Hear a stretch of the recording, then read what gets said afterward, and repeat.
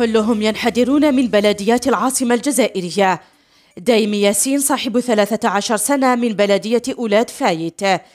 قوسمي سارة من منطقة الضفة الخضراء برج الكيفان صاحبة 19 سنة. قرجوج زهرة من بلدية أولاد فايت 55 سنة. دايلي راضية برج الكيفان حي الضفة الخضراء صاحبة 41 سنة. دايلي ألاء من بلدية الدار البيضاء 6 سنوات. سعدي حسام الدين بلدية هراوة. مديح جميلة برج الكيفان حي الضفة الخضراء 56 سنة. معواج لينا برج الكيفان صاحبة 3 سنوات. معواج سيرين الضفة الخضراء برج الكيفان 16 سنة. محمدية خميسة برج الكيفان 35 سنة.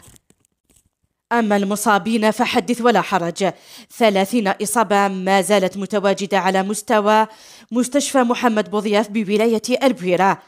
هؤلاء ضحايا حادث السير الذي وقع أمسية الجمعة في حدود الساعة 4:15 على مستوى الطريق الوطني رقم 33 الرابط بين ولايتي البويرة وتيزيوزو على مستوى منطقة تيكشدا. رحلة سياحية انطلقت من بلدية برج الكيفان من العاصمة الجزائرية نحو منطقة تيكشدا، كانت نهايتها مأساوية، 10 وفيات و30 إصابة.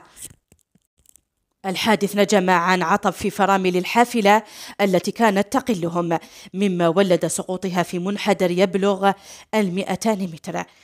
فما عسانا سوى القول اللهم اغفر لهم وارحمهم وأسكنهم فسيح جناتك وألهم أهلهم جميل الصبر والسلوان.